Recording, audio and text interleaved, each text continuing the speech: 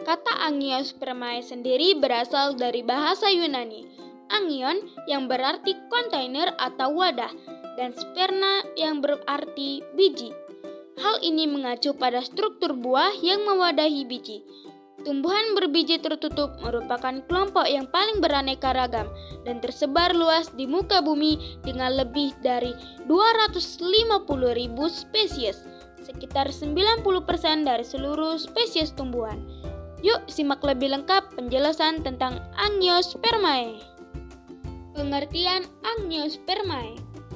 Angiospermae berasal dari dua kata, yaitu angios yang mempunyai arti tertutup, sedangkan spermae yang mempunyai arti biji.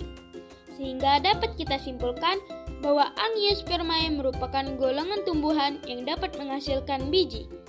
Memiliki alat perkawinan yang berupa bunga atau disebut juga antophyta. Angiospermae juga mempunyai nama lain, yaitu Magnoliophyta. Tumbuhan angiospermae sangat penting bagi makhluk hidup baik manusia maupun hewan, karena tumbuhan ini kerap dijadikan sebagai sumber makanan. Sedangkan ciri utama yang dimiliki angiospermae adalah bakal biji, yang berada di dalam megasporofil yang kemudian termodifikasi menjadi daun buah, sehingga membuat serbuk sari harus menembus jaringan dari daun buah supaya dapat mencapai bakal biji dan juga membuahi ovum. Daun buahnya berfungsi sebagai pelindung dari biji supaya tidak kekeringan di saat mengalami dormansi. Sedangkan tubuh dari angiospermae mempunyai bentuk serta ukuran yang bervariasi. Akar dari angiospermae mempunyai bentuk serabut ataupun tunggang, sedangkan batangnya ada juga yang memiliki kambium dan ada pula yang tidak berkambium. 2. Ciri-ciri angiospermae. Yang pertama, mempunyai akar tunggal dan serabut. Contoh tumbuhan berakar tunggang adalah pohon mangga, sedangkan tumbuhan berakar serabut adalah anggrek. 2. Angiospermae merupakan tumbuhan yang berbiji yang mengalami perubahan ganda. Setelah mengalami perubahan, bakal biji akan berubah menjadi bakal biji yang sesungguhnya. Kemudian biji akan berubah menjadi bakal buah yang kemudian menjadi buah. Buah kemudian mulai berkembang saat terjadi penyerbukan. 3. Angiospermae merupakan buah yang berdaging tebal. Daun buah yaitu carpellum atau carpella yang merupakan alat penyusun kelamin betina putik. Setangkai putik dapat tersusun dari satu daun buah atau beberapa daun buah yang melekat satu sama lain. 4. Angiospermae memiliki struktur tubuh yang lengkap, yaitu terdiri dari akar, batang, daun, dan bunga. Ukuran batangnya terdiri berbeda-beda.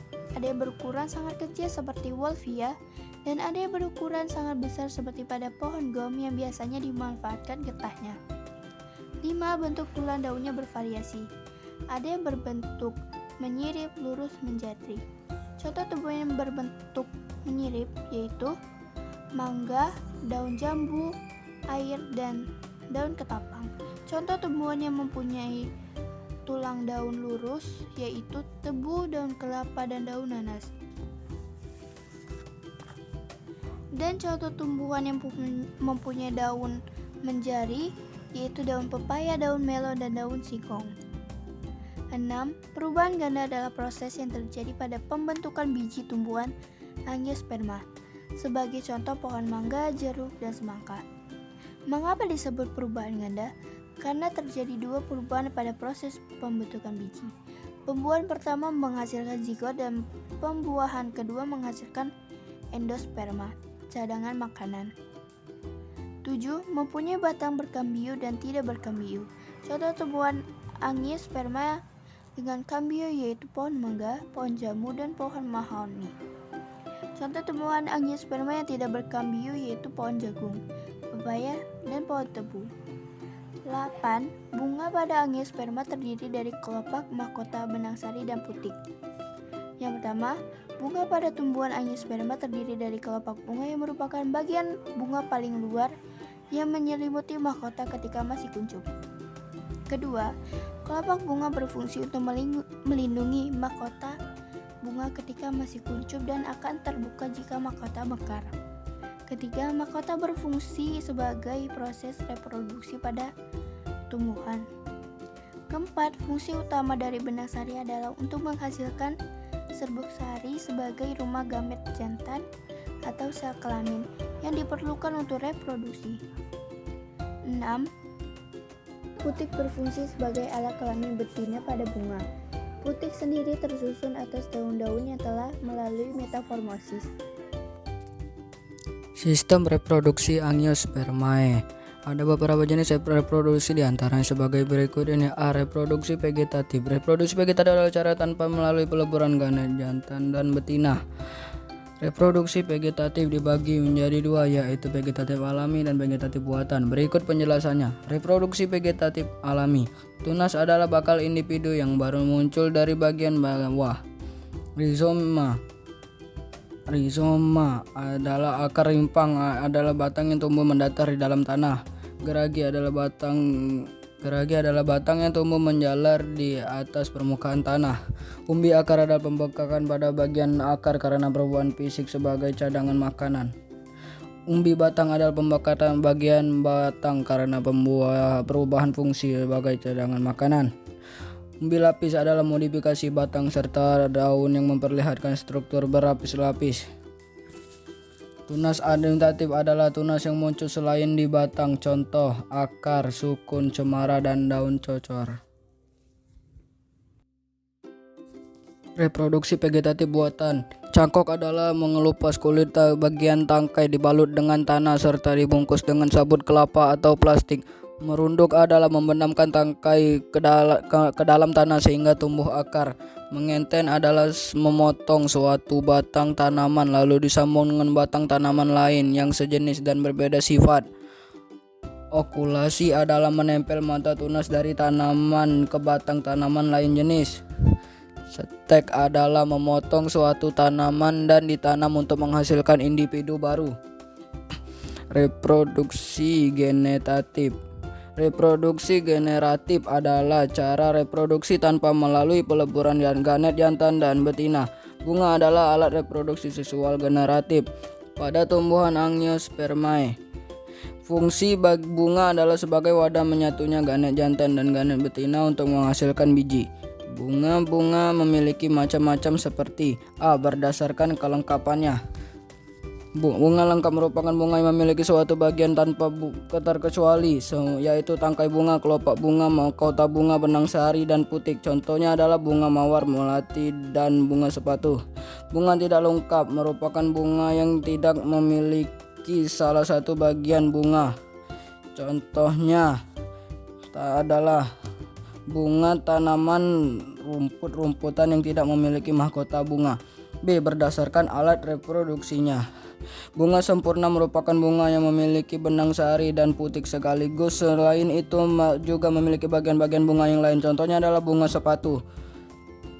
Bunga yang tidak sempurna merupakan bunga yang hanya memiliki benang sari atau hanya memiliki putik saja. Selain itu juga memiliki bagian-bagian bunga yang lain. Contohnya adalah bunga salak dan bunga kelapa.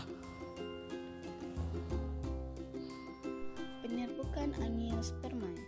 Macam-macam penyerbukan Angiospermae, berikut beberapa diantaranya, yaitu penyerbukan berdasar asal serbuk sari dan berdasarkan faktor yang membantu atau perantara.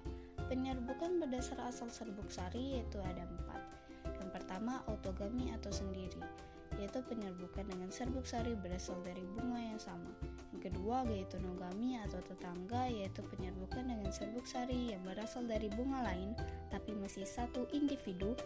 Yang ketiga, alogami atau silang, yaitu penyerbukan dengan serbuk sari berasal dari individu lain tapi masih dalam satu jenis. Dan yang keempat, hibridasi atau bastard, yaitu penyerbukan dengan serbuk sari berasal 5. dari yang lain. Klasifikasi Angiospermae. Tumbuhan berbiji tertutup terdiri atas dua kelas, yaitu kelas Monocotyledonae dan Dicotyledonae. Berikut penjelasannya. Ciri utama tumbuhan monokotil adalah akar berbentuk serabut, batang beruas-ruas, tidak berkambium, pertulangan daun sejajar atau melengkung, bagian-bagian bunga berjumlah 3 atau kelipatannya, memiliki satu kotiledon. Berikut contoh-contohnya. Liliaceae, contohnya Lilium longiflorum. 2. Amaryllidaceae, contohnya Agave cisalana. 3. Poaceae, contohnya Oryza sativa. 4. Zingiberaceae, contohnya Zingiber officinale. 5. Musaceae, contohnya Musa paradisiaca. 6. Orchidaceae, contohnya Phalaenopsis amabilis. 7. Araceaceae, contohnya Cocos nucifera. 8. Araceaceae, contohnya Colocasia esculenta. Kelas dikotil. Ciri utama tumbuhan dikotil adalah akar berbentuk tunggang, batang bercabang dan berruas-ruas, berkambium, letak berkas pengangkut teratur, tipe berkas pengangkut kolateral, pertulangan tak menyirip atau menjari, bagian-bagian bunga berjumlah 4, 5 atau kelipatannya, memiliki 2 keping kotiledon. Beberapa berikut ini contohnya. Yang pertama, Euphorbiaceae, contohnya Manihot utilissima. 2. Moraceae, contohnya Ficus benjamina. 3. Papilionaceae, contohnya Vigna sinensis. 4. Caesalpinaceae, contohnya Caesalpinia pulcherina. 5. Mimosaceae, contohnya Mimosa pudica. 6. Malvaceae, contohnya Hibiscus tiliaceus. 7. Bombaceae, contohnya Durio zimbetius. 8. Rutaceae, contohnya Citrus nobilis. 9. Myrtaceae, contohnya Eugenia aromatica. 10. Verbenaceae, contohnya Tectona grandis. 11. Labiataceae atau Lamiaceae, contohnya Coleus tuberosus. 12. Convolvulaceae, contohnya Ipomea batatas. 13. Apocynaceae, contohnya Pulmeria acuminata. 14. Rubiaceae, contohnya Morinda citrifolia. Manfaat Angiospermae. Berikut ini beberapa manfaat Angiospermae dalam kehidupan sehari-hari. Yang pertama, sebagai sumber makanan yang mengandung karbohidrat, contohnya tumbuhan padi. Yang kedua, sebagai sumber protein, contohnya kacang hijau. Yang ketiga, sebagai sumber lemak, contohnya kelapa.